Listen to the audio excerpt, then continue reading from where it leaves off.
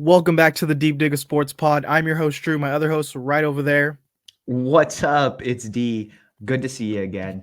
This week, a whole bunch to talk about. The playoff picture is set. We have a tasty game, a tasty slate of wild card games. I mean, super wild card games. The national championship happened. A whole bunch of coaches uh, didn't get fired, actually. Surprisingly, a calm Black Monday, as they call it. But before we dig into all that, be sure to hit that like button. Be sure to drop some comments below and make sure you subscribe to the pod. We have this pod here on YouTube, and then we also have it on all audio platforms. If you can give us a 5-star rating, it would really help us out. Yeah, and I think we're going to start with the wild card matchups that stand out to us the most.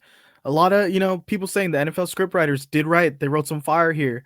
I know the 49ers, they get a bye week. They get to rest. So we got to see which juicy matchup stands out to you the most. We have the Bills and Steelers, Chiefs versus the Dolphins. We have Texans and the Browns, a little Deshaun Watson teams there going at it. Cowboys, Packers, Lions, Rams with Goff and Stafford, the trade, and now going head to head. And then we got Buccaneers, Eagles. So what stands out to you the most? I think the game that's the most interesting right now, if I were just to pick a game, it would actually be the Chiefs Dolphins. And this is why the Dolphins seem to be falling apart every time they play a semi good team. They look trash. And I don't know what it is, but they just don't get up for these games. And now, cut to you were the number one seed, you've fallen all the way down, and now you have to travel to Kansas City, and you are going to play in what many are expecting to be one of the coldest games. This does not bode well for the Dolphins, and it actually, surprisingly, the Chiefs could get a win here. And everyone was shit talking the Chiefs, and all it takes is, hey, let's get a couple wins under our belt.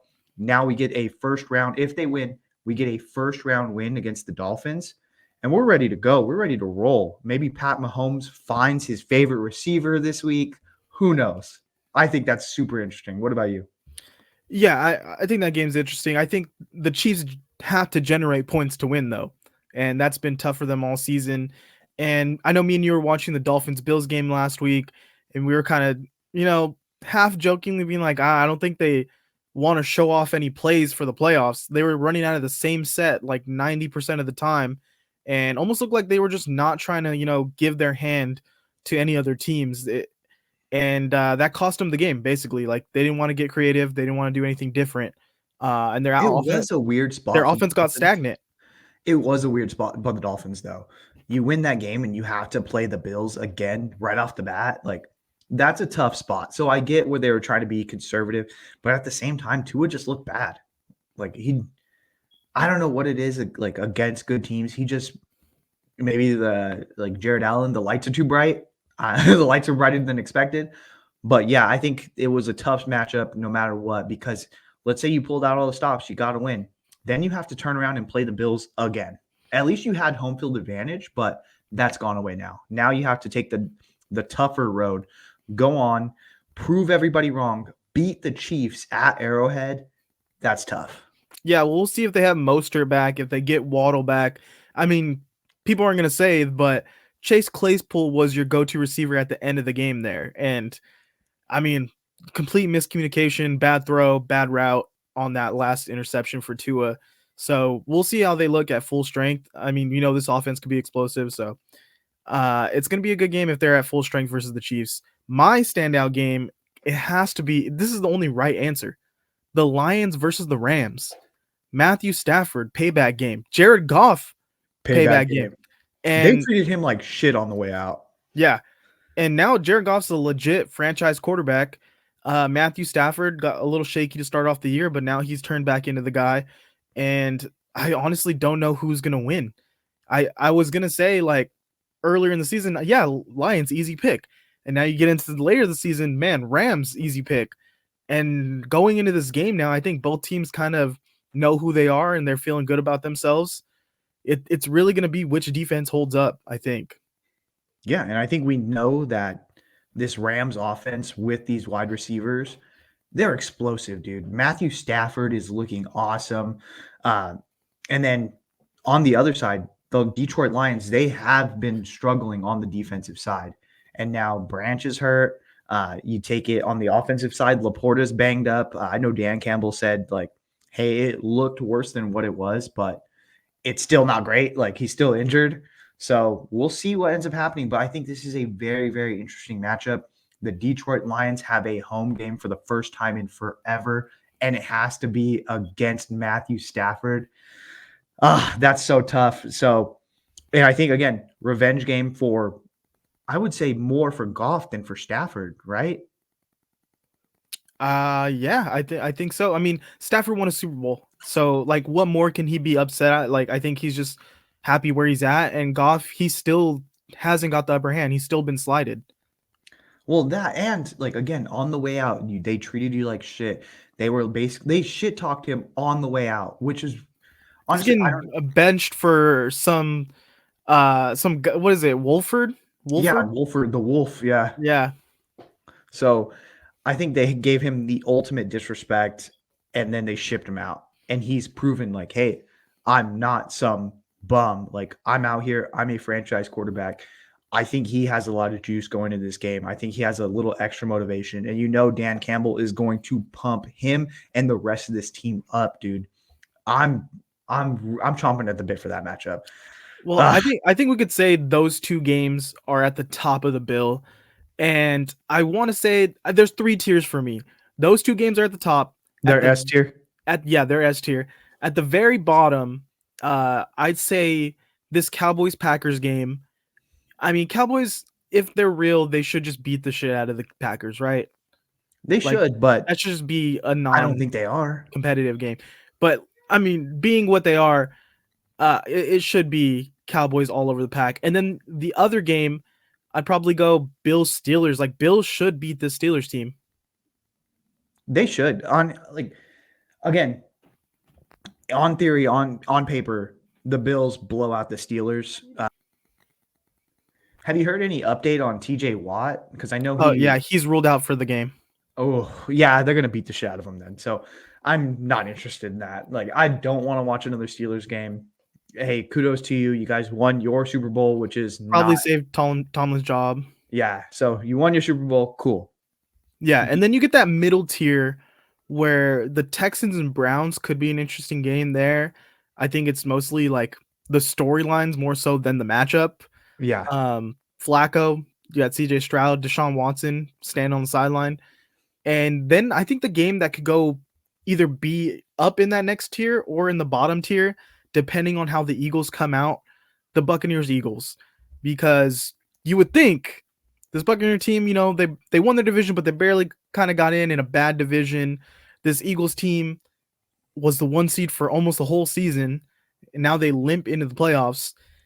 But the Eagles have so much talent; they should beat the Bucs, right?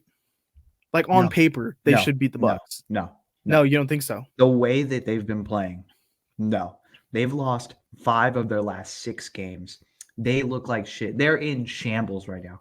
AJ Brown had to take them to go play laser tag to build team chemistry in week 18. That's how down bad they are. AJ Brown's hurt. Did you see Jalen Hurts' middle finger? Like, he's all busted up. I think the Buccaneers win. I think the Buccaneers beat the Eagles in this game, and I think Sirianni gets fired. I don't know about Sirianni getting fired, but I think the Bucs have a real shot at winning this game, just between the connection of Baker Mayfield and Mike Evans. And they have this defense, hyped up. They're playing pretty good. The run game is there. I mean, who's the running back? Royce? Was it White? I think so. I don't want to get his name wrong, but he got snubbed for the Pro Bowl. He had way better stats than DeAndre Swift, and now he gets to go in there and try to, show the world that he's the better guy. Rachaad White. Rashad, that's what it is. Okay. Yeah. But yeah, I think this Bucs team is just playing solid. They're together. They have unity. I think Baker's the guy moving forward. I just think on the other side, what do the Eagles do well? They don't do anything well. They're bad on offense. They're bad on defense. They've been playing like shit. It's just been a complete, utter disaster this back half of the season. But they could get you 1 yard when you need it. They could do that little tush push. Hey, get behind me, bro. But yeah, like I think I just don't see them winning a playoff game here. I don't see them going into Tampa and winning this game. We'll see, man. I don't think Baker's afraid of this moment, and I really hope he wins it, because what a story for Baker to come back and be a playoff guy, franchise guy, and win a playoff game against the Eagles. Man, you can't get any better writing that script. Yeah, I mean, the way the like matchup set is an ideal world. Like these are the matchups that you wanted. I think we could have like substituted the Steelers for somebody else, but Yeah, at the end of the day, who's your Florida State? Got left yeah. out. So it's like, yeah, I feel good about it. Like I feel good about each and every matchup. I'm very, very interested in both of those that we put in our little S tier. And I think it's just a good slate of football. I think I'm going to be sitting down watching each and every game. Yeah, and now let's talk about a couple of coach firings. We already had Frank Reich on the Panthers. We had Josh McDaniels on the Raiders, Brandon Staley on the Chargers. But right as the season ended, we got Arthur Smith let go by the Falcons after an embarrassing loss from the Saints. Ron Rivera, everyone kind of saw this coming for a while. He got let go by the Commanders. And then in a surprise move, Mike Vrabel gets fired by the Titans, which I don't think it was so much on his coaching. Like, they were kind of middle of the road. They put together a bad roster. The GM fucked up by trading AJ Brown to try to place him with, was it Traylon Burks? Yeah. And it didn't work. Tannehill gets hurt. They miss on Malik Willis. And now Will Levis, maybe he has some juice to him. We don't know. But he needs to play more. So how much of it is Vrabel's fault? Like, is this a bad move by them? I think Vrabel, well, one, it is a bad move. I think two, maybe Mike Vrabel is Jim Harbaugh-esque in that maybe he just rubs people the wrong way in that front office, maybe in the ownership. I actually did see a clip of the owner of the Titans talking about letting go of Mike Vrabel, and she said it came down to, hey, we could wait, but realistically, we don't want to sit around and just wait for our perfect guy. We want to be on the forefront. And so we feel like if we were to play this out, we wouldn't get the guy that we really wanted. So, I mean, they obviously have a candidate in mind, or they have a couple of candidates in mind. Who those may be, I have no idea. This kind of came out of nowhere for me. I wasn't projecting, oh, so-and-so coach to this. Maybe it's Belichick. Maybe they're going to try to trade. Because then, that's what they were talking. They were talking about. They asked if they thought about trading Mike Vrabel, and she was like, "Well, yes, we thought about it, but that takes a lot of time, and realistically, we don't have that time. If we were to trade Mike Vrabel over this offseason, it would take us out of the running for these top candidates. So there is someone out there that they want, and they have their eye on. I'm interested to see what move they make, and I think this makes Mike Vrabel the number one head coaching candidate, right? Yeah, but before I talk about Vrabel, I don't think they're following the Belichick thread. I don't believe that. I don't think Belichick, after what he's shown us in New England these past few years, is going to be at the top of anyone's list. Honestly, I think he's going to be, if there's a team that strikes out on these top coordinators or like a guy like Vrabel, then I think they will turn to a guy like Belichick. But I don't think he's going to be a hot commodity for a lot of these teams, because now you have to kind of meet with him and say, hey, we don't want you to be the GM, and we want to bring in a offensive coordinator who we trust. And you got to hope that he changes his ways. And I mean, it looks like he doesn't want to do that unless he's going to complete 180 and change how his philosophy is. I mean, I don't think there's any team right now desperate enough to give him all the power after what he showed us in this last season, unless maybe the Panthers. Commanders. Yeah. Honestly, though, I think Vrabel becomes the number one head coaching option for a lot of these teams, because these teams don't have culture, and this is a guy that's going to instill culture. The Commanders, the Raiders, I think those two teams should be the Chargers. I think all these teams definitely should put him at the top of the list to just set their plans in motion. Like, hey, let's get a plan. Let's get some guys that we think can fit our mold, and like let's go out there and have a cohesive unit, because these guys, it feels like they just have talent out there running around. Yeah. Those three organizations, they have a lot of talent, but they're just going around like they don't. When you look at them, they don't have a solid identity, and Vrabel can bring that instantly. Yeah, and I think again, it's just so weird as far as timing. They just come off of a win, beating the Jags to knock them off of the playoffs. Everyone's like, "Damn, Vrabel! Like he gets up for these games. He loves to just shit on division opponents." And then you do it. You don't even do it on the Monday. You do it on Tuesday. So again, it was just weird timing. I'm a little kind of perplexed by this, but maybe I don't know. I think they have someone in mind. Maybe Jim Harbaugh. Maybe they Could waited be till the Harbaugh. national championship was over to get him out of there. Maybe Harbaugh. Could be Harbaugh. That's where kind of my mind went more than Belichick. I just think Belichick's old. He runs a good defense. He doesn't care about offense at all. If you're gonna put a special teams and defense coordinator as your offense coordinator in today's league, like I don't know if I could trust you running my organization. Nick And Sirianni. that's just that. Dude, I think Sirianni gets fired after this.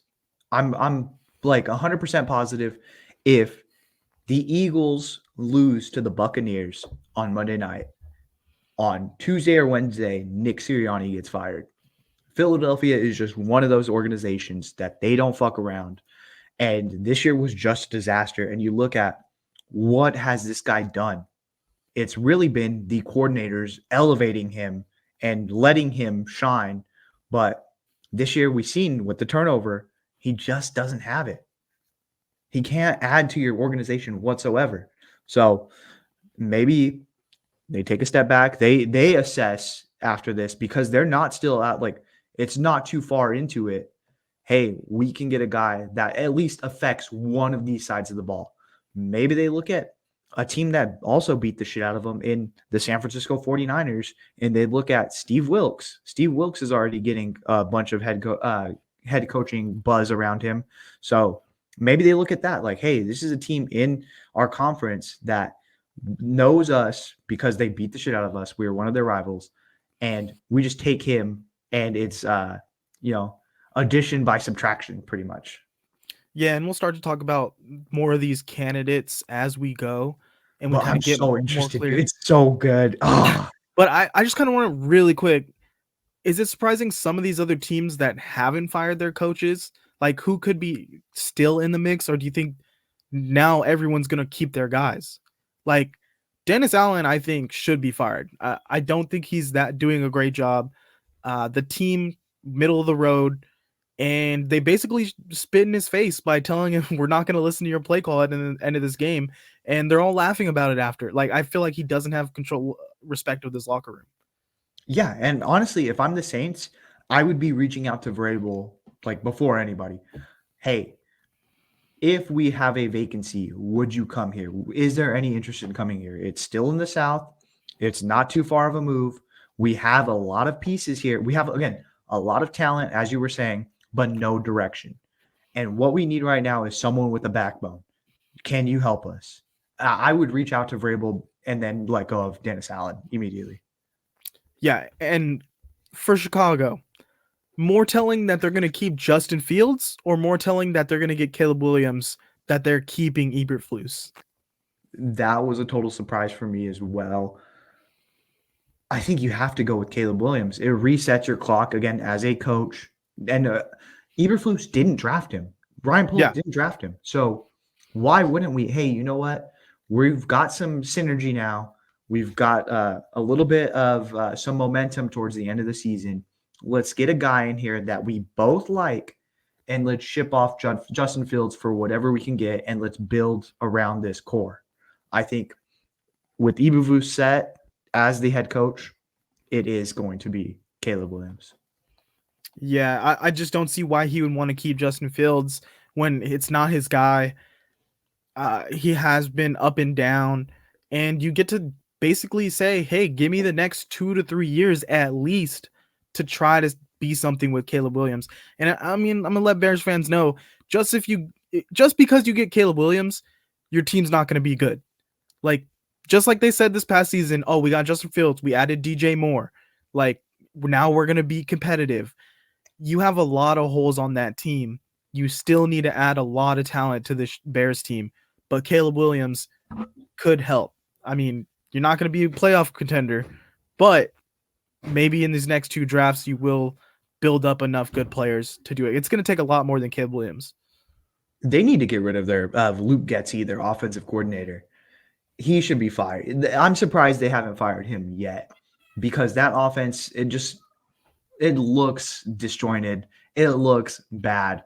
I think you get another guy in there. You have Caleb Williams. I think they have the number 9 pick in the draft. So let's say you double dip. Let's say Odunze from Washington drops a little bit. You get to snag him. Like now you're cooking with gas. Odunze and Moore on the other side. Damn, that's you've got some shit there. But you also need to build a defense, basically. And, they added Montez Sweat. They have Brisker, but they need offensive line. So there's a lot of pieces, and it's not going to be a quick, easy fix. So, I mean, I'm not expecting too much from Caleb Williams in the first year. But, who knows? Maybe they'll do good in free agency. Maybe they'll surprise me. But that defense did play a lot better down the stretch. They did actually look really good. Offensively, though, they just didn't have it. And I think, again, a lot of that doesn't fall on Justin himself. I think it falls on the offensive line. It falls on the OC. I think Justin showed flashes, but I think he's shown that he can be a starter, not a star. And so why would you cap yourself at that? Go get Caleb Williams, whose potential is NFL superstar. Yeah, and if you think he has just as much potential as Caleb Williams, just go watch the full Packers game, Packers-Bears in the last week. It was a tough watch. But we're going to move on to the NFL draft order. The first 18 picks are locked.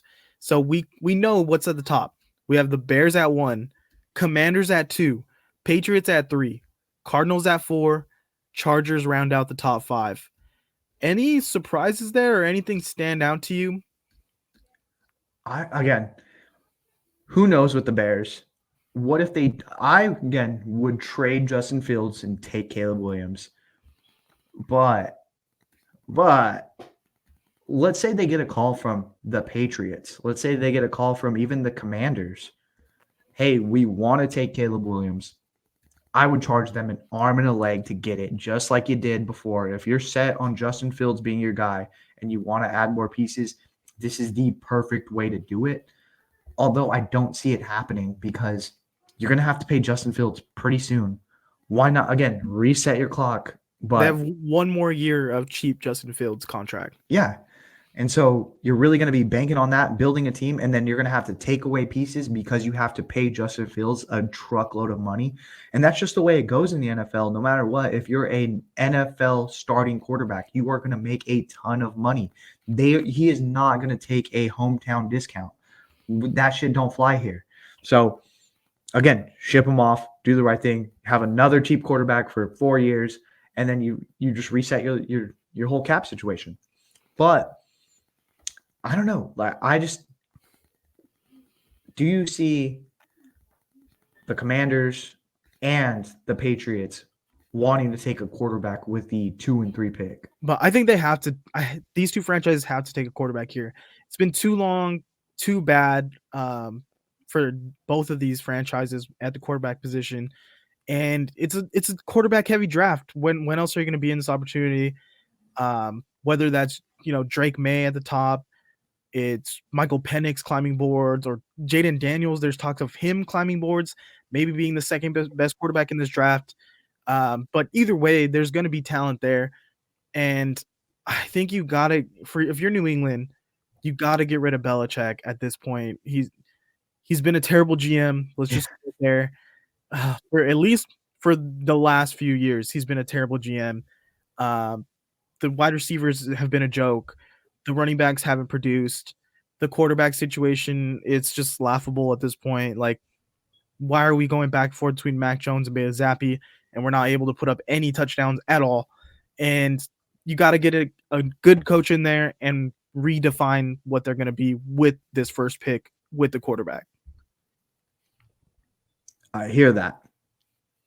But if you're the Commanders, do you try to go back to the Kirk Cousins well? Do you try to figure out, like, can we trade for – all right, let's say this happens, okay? Miami Dolphins, they go to Kansas City and they lose. You hit up Mike McDaniel, and you're like, hey, we have the number 2 pick, but we really like Tua. No, I'm going to stop you Would right you there. do That that? sounds so stupid. We're not You even don't think talking that about Mike that. McDaniel wants to upgrade from Tua? I think No. he's doing a lot of his despite Tua, to be honest. I think Tua has a lot of accuracy, but there's a lot of it where the offense looks wonky just because of him. If you watch a Miami Dolphins game, it's so chaotic all the time. And I don't think that's Mike McDaniel's doing. I think it's Tua. I think though if you're Mike McDaniel, you have Tua, you know what he can do. You know what your offense can look like when it's fired. You're putting up 70 points this season in one game. Yeah, the So running backs had how many of that? I think You know what I you mean? know what your offense could be with you. Like, why would you do it when you don't know if Drake May is a slam dunk? You don't know if Jane Daniels is a slam dunk. Like, you don't know if any of these guys are gonna be as good or not better than Tua. And I just think, yeah, that's out of nowhere. I don't know. I could see him wanting to upgrade from Tua. Maybe not this year, but maybe next year or the year after. I And think if eventually he's you're the going to want to Commanders, upgrade. are you really gonna give up the number 2 pick for Tua? I think it works the other way, and the Commanders just haven't had a franchise quarterback in so long. That would be So Tua why sets not draft? Then why not draft one of these guys? because Set the again, you're not expectations sold. low.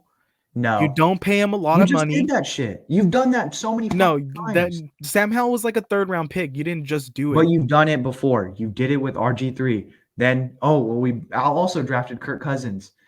You've just done it with random dudes. I think Yeah, but none now of the this. number 2 pick would not be a random dude. I don't think I don't believe in Drake May. I'm gonna go ahead and say that right now. I don't think you take. If I'm the Commanders, I'm looking to trade out of this pick and gather assets. I know you have to take a quarterback, so I'm trying to shop around for a veteran quarterback if I can. Someone that you fucking like that the team is like trying to move off of. I think you try to shop that pick to them. Well, you know who? I mean, I don't think you have to believe in Drake May. I think you have to. Say you're a coach. You take over the Commanders. I think the NFL scouts are gonna love Drake May. He's gonna do good at the combine, and I think you can't be the guy in the room saying, you know what, I don't like this guy at number 2, even though everyone else is telling me he should go number 2. So I think if you're the coach going in, going in, we're drafting Drake May. Like, I think you're hitching your saddle to that, and you're saying, okay, they're gonna give me at least 3 years with Drake May, and I'm gonna try to make it work. And there's an upside and downside with that. Like, what if he is a hit? Now you look good. If you don't like him the whole time, you're stuck with this guy. There's no flipping out of that. You're gone before he's gone. But then you get into the like Eberflus is a one-off situation where it's not his guy. Hey, we're gonna do this, and then we're gonna reset again with another number 1 or another first-round quarterback. That just doesn't happen in this league. So if you're stepping into this, you're like, I don't like any of these prospects. I would start to look at veteran quarterbacks and try to make a play. Yeah, but I just don't think Tua would be on. I don't think he'd be available, and I don't think you want to bring in Tua and then pay him as like your first move. What if you did a bridge and you just got best player available? You trade down to like the 5 spot, the 6 spot, whoever's trying to shop. Russell Wilson. I was thinking more Tannehill. Actually, I think Tannehill can still be a good starter in this league. I mean, he looked pretty good in his last game. Yeah. So I think you go into one of those and you just get assets because as you're the Commanders, you have so many fucking holes, dude. I don't think one guy is going to change this entire team. I think you have to do what the Bears did and get a bunch of assets and just try to hit on 2 or 3 of them. And then, all right, we're good. I think it's about cachet at this point. Like, if we take a guy at number 2, it gives me 3 years to figure out what to do with this team. And if we trade for a bridge guy right now, I might be gone this year. Like, I think that's just the bottom line of the NFL. Yeah, and we've seen Harris's organizations, they go through coaches fast. Yeah. And let's move to some of these free agent quarterbacks like Russell Wilson. Well, actually, he's not a free agent because what's the latest we got on him? I mean, last we heard he was going to get cut.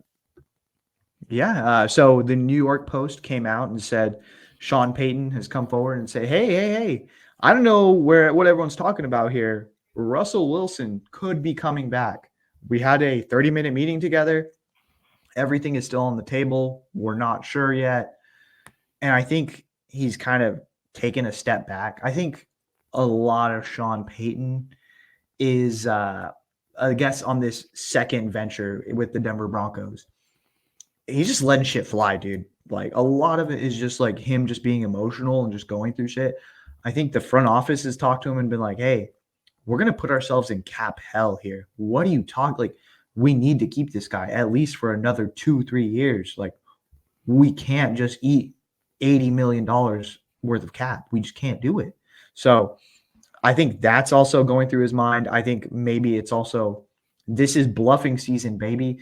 The NFL offseason is just one of those times where coaches will tell you a bold-faced lie to your face and then turn around and do the exact thing that they said they were not going to do. And maybe this is him trying to regain some type of trade value for Russell Wilson. I think that's the play they're going for here. I think the more and more this is going on, the more I don't respect Sean Payton. Like, it just sounds like he's throwing out bullshit. And to say, oh yeah, we had a 30-minute meeting after the major amount of disrespect. I was seeing some of the comments like, I've taken shits longer than 30 minutes, and they think that they've repaired this relationship at a 30-minute meeting. They couldn't even leak a better time. You couldn't say, you know what, we sat down for 3 hours and we really had a hard time together. This guy, he spent 30 minutes in a room where Russell Wilson was like, problem solved. He's going to do whatever the fuck I say. Another comment I saw was he had one game of what's his name? Jared Stidham, and was like, nah, actually, let's get Russ back in here. Yeah, because again, you put yourself in cap hell with this. I just don't know how you pivot. You can't. Right? Yeah, it just didn't make sense the whole time. And I think if you're Russ, you just sit back because you're like, either cut me or pay me a bunch of money to bring me back. Like, that's it. I'm not going to adjust anything for you guys. No. And if I'm Russ, I'm not looking for a trade partner. That's that's on you. You can look for a trade partner for me because you're the ones trying to do this. And if I like that trade partner, yeah, then I will go ahead and go there. But if not, I will tell them I don't want to play for you. So you negotiate it, and then I will bat it down if I don't like it. Yeah, this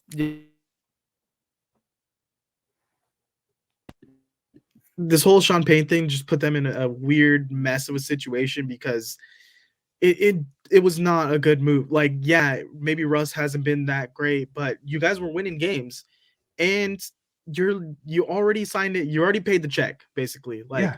You're gonna walk out on the meal when you already paid the check. Like, might as well sit down and eat your dinner. You know? Yeah, you have to eat it. You ordered it, so no matter how shitty it is, you got to eat it, buddy.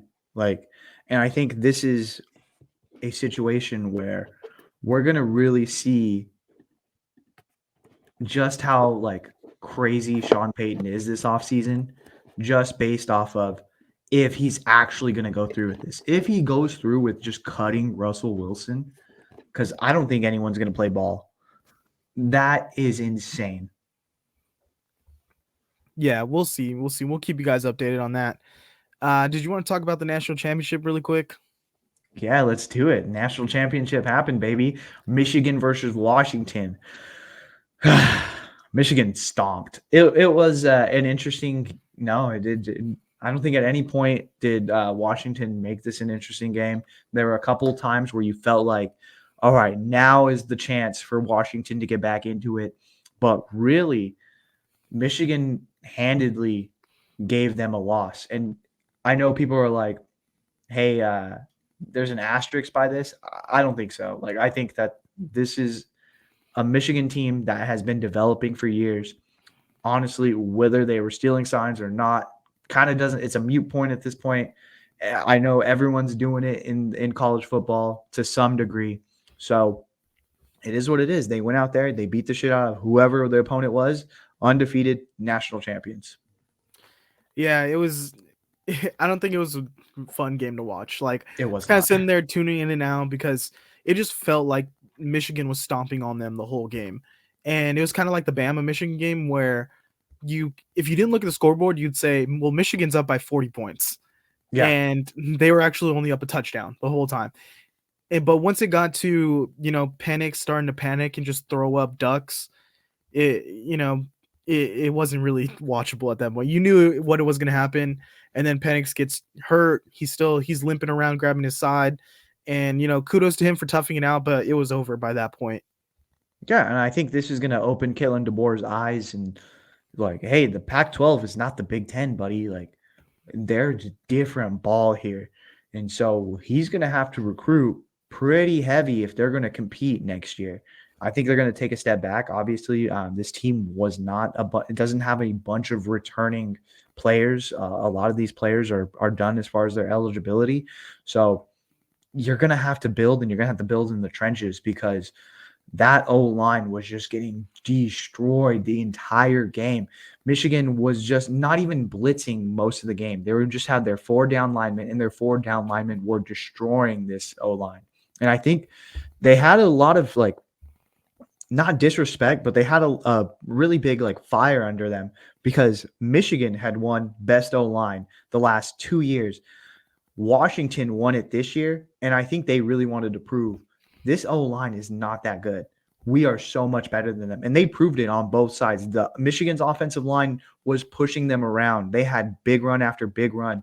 Washington's O-line was getting destroyed by Michigan's D-line. So they just had a point to prove, and you could tell Jim Harbaugh really drilled that into them. Hey, we're going to prove that we are the tougher team and that we went in the trenches. Yeah, it was.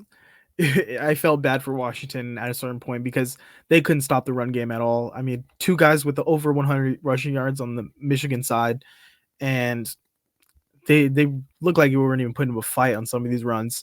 And then to go back to the Washington offensive line, they're just getting dominated, and Penix is now missing throws. I mean, McMillan's getting abused the whole game. I was just wondering, like, why is Penix still trying to force feed McMillan the ball, and he's getting tore up every time he touches it. I mean, even that play where the Michigan DN falls down and he just happens to fall right into McMillan's lap. He gets, man, it was kind of a brutal game for that guy. But what do you think this does for the draft stock of the quarterbacks? Because I mean, for the running backs, I think Blake Corum's a first round pick. I think. Oh yeah, he was awesome. The corners of Michigan, I think both first round picks. I really like their D line. Like, give me any of those guys any day in the league. Odunze, obviously first round pick. I know a lot of people are saying Odunze might be better than might go ahead of Marvin Harrison Jr. And I could see it happening. I don't know, man. But after seeing that game, I don't know if it could happen because I've seen Marvin Harrison do some crazy stuff. I mean, his quarterback was getting him the ball. Mike Penix just missed on throws. He missed wide open receivers because he was just getting peppered with the pass rush. And I don't know how much of that falls on the O-line and how much of it falls on Mike Penix himself. As far as the draft status for both of these quarterbacks, for JJ McCarthy, I would say max out that eligibility, bud. Like, see if you come back and repeat because I don't see him being a high-level NFL prospect. I just don't. If anything, this game dropped his stock for me. Yeah. I just don't see the decision-making. I don't see the arm talent. He was a little bit more mobile than I expected, which was cool to see. But as far as his ability to get the ball out to receivers, I don't see it. Yeah, the only reason I think Washington was still in this game was because JJ McCarthy could not throw for a first down. Yeah. Like you're asking him now, okay, we're going to play it safe. Let's get like a few yards here and there. He couldn't even do that. And I said it during the Bama game, like, yeah, he's spotty. Like his accuracy is not there yet. He's a great leader. He won the national championship game. I'll give him that. But as like an elite quarterback, I think he just falls under the category of being a pretty good college quarterback, Yeah, and Like, honestly, that's great.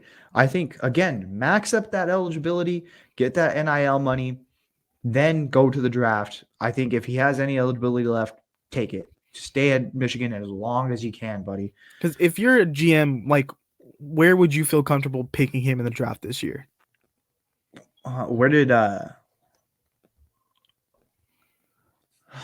maybe like fourth round pick? I'd say 4th or 5th round pick. Yeah. Yeah, and that's like tops for me. But quarterback inflation, everybody needs one. Everyone's trying to hit.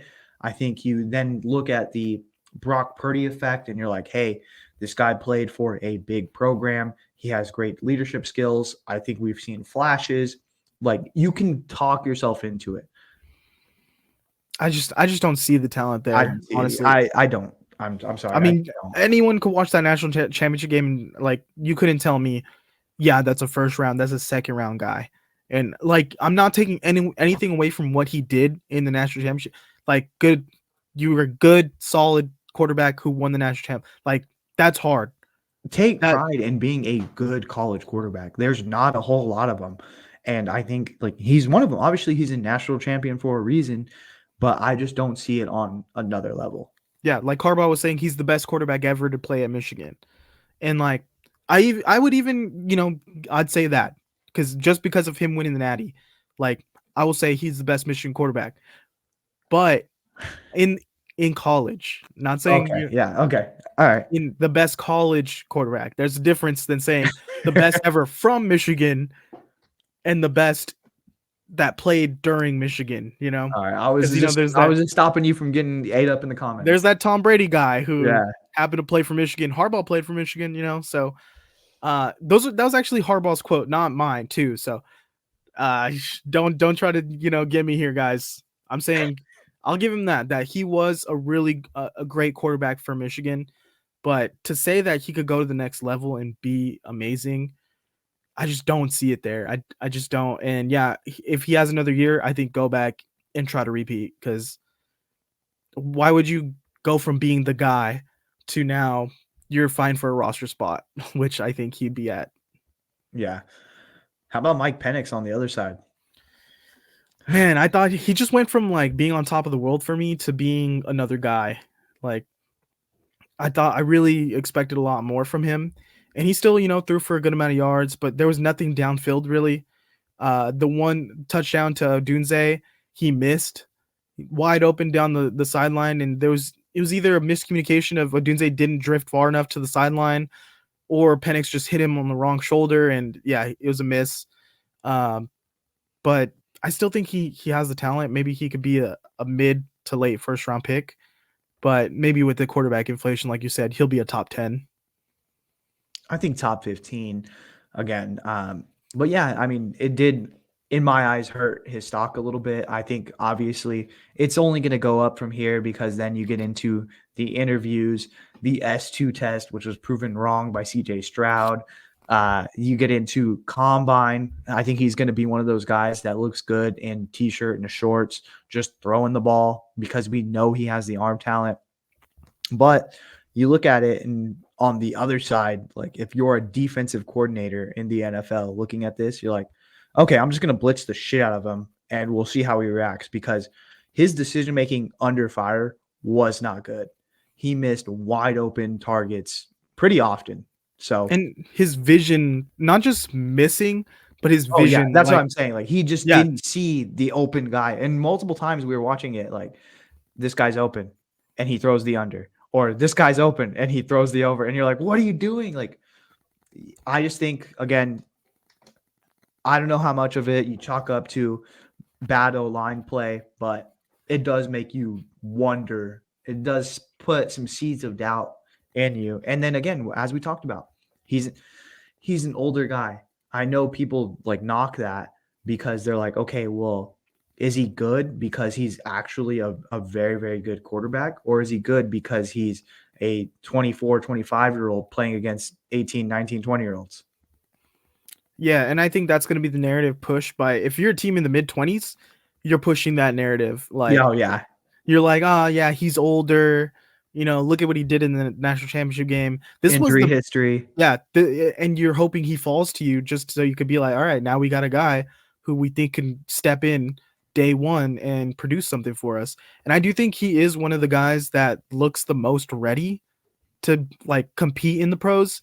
But this game did show you, like, if you're trying to go against him, blitz the shit out of him, because the decision making wasn't there and he looked rattled. Yeah, and stylistically too, he does come from a spread offense. If you're going to ask him to go under center, who knows if he can do that? I think, again, someone's going to fall in love with him through this draft process. I think he's going to be fine as an NFL quarterback, but this national championship game does plant some seeds of doubt. I think someone's going to overcome it, though, and overpay on him.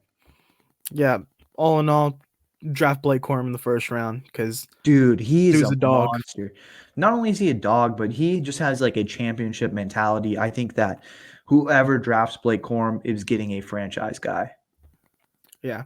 Well, we're going to wrap up today with a basketball story, because Draymond Green, his podcast, is doing numbers again.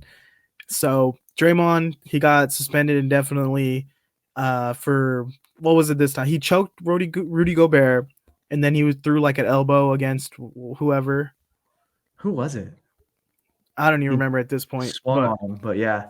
Yeah, and so he got suspended, and now his suspension's been lifted, but he came out with this podcast saying that he almost retired.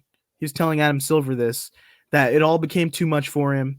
He didn't know if he could do it anymore, and he wanted to retire. And Adam Silver talked him down off the ledge and said, you know what, take your time. Let's not do anything rash here. What do you think of Draymond's comments?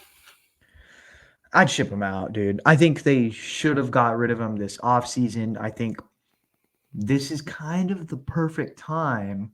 I know I was telling you this off pod, but with the Lakers also in disarray, I think this is the perfect time to be like, hey, LeBron, come get your boy. What will you give us for Draymond Green? And I think you get some more pieces that actually work with Steph. You try to figure out what you're going to do with Klay Thompson and Andrew Wiggins. But, I mean, this doesn't bode well for anyone, really. Like, I mean, who was the last person that says that they were, like, going to retire and came back to play? It was Aaron Rodgers. And look at what happened there. And when you're just not committed, really, like, what are you going to give on the court? Probably not a whole lot. And so I think you get ahead of this thing. I wouldn't want to see him in a Warriors uniform again. I would just be like, hey, you know what? We've run our course. I think it might be better for him. It might be better for us if we just part ways. We're going to go ahead and give you a trade to the Lakers. You can be with LeBron. He can watch over you. You guys will do whatever you're going to do. And everything's peachy keen. Hey, maybe it saves Darvin Ham's job. Yeah, and I mean, first of all, just on the comments of him saying he wants to retire because of this situation, it's kind of ridiculous coming from him, because he's the one creating the situation. Like, hey, just stop doing stupid shit and you won't be in this predicament. But I think what he's meaning by saying, like, it's all becoming too much for him, I think, like, the narrative's out on Draymond. Like, everyone's going to think, like, he is, like, this dirty player who's doing dumb shit. And I think that was even before he was doing this other stuff. And I think just being on a team that was championship ready or just winning championships, and now they're this middle of the road bad team, I think it was becoming too much for him. And it's just like they're in a weird spot. I think he's not used to this situation. And I could see him retiring because he has an NBA job waiting for him. Like, he's going to be on TV. He's going to be doing podcasts. He might even do a once a weekend with Colin or something. Like, he's going to have stuff to do, and he's already doing it. So I think he's already looking, greener pastures. But I could see him playing like one more year with the Lakers or something. I think this Warriors team is done. Like, this is a bad Warriors team. Andrew Wiggins is like unplayable. Klay Thompson is really bad. Draymond, we just want you to go out there and do what you're good at. Like, just play defense, make passes. But he just keeps on doing dumb stuff. And then you have Kuminga and Moody who are unhappy. Steve Kerr doesn't want to play them. and Steph being probably the best player in the league in the middle of it. Yeah. And so it's a weird situation. I think this Warriors team is, it's ripe for a teardown. I think what I wanted to happen was Clay getting traded to the Lakers. But now you're putting this Draymond trade on the table. I mean, maybe we could package them both up and get them off the books. I think LeBron would like it. LeBron, notorious for wanting veteran guys. He wants guys he's familiar with. I know that he's obviously really familiar with Draymond. I think he could kind of fit in with what they're doing there. I think Klay Thompson also is a perfect fit for LeBron. Just catch and shoot. Who knows how many he makes, but he's going to shoot them. That's one thing about Klay Thompson. He is not going to take his foot off the pedal. He's going to keep shooting. So I don't know, but they need to make some changes, and I think they're going to make them. Yeah, and I just don't know what those what does even Steve Kerr want anymore? Because the veteran guys that he's wanted are not getting it done. He doesn't want to. He refuses to play young guys unless it's Brandon Pojemski. Chris Paul, that's not working out now because he's injured. We were rumored to want OG Anunoby for so long, but now he got traded and he's looking good. So it's just Pascal Siakam now is on the table. You hearing that rumor? Yeah, but man, does that really get you excited with him and Steph? And then we're still committed to the small ball. I just don't know if Steve Kerr, does he have another year in him to be doing this?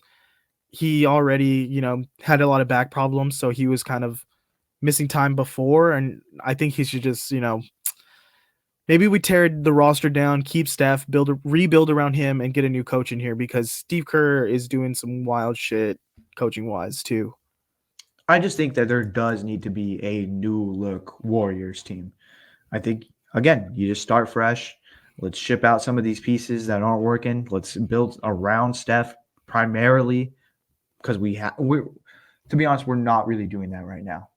We're playing a team ball situation here when it should be Steph is the guy. Yeah. Just lean on him. Steph is the guy. Let's build around what Steph does best.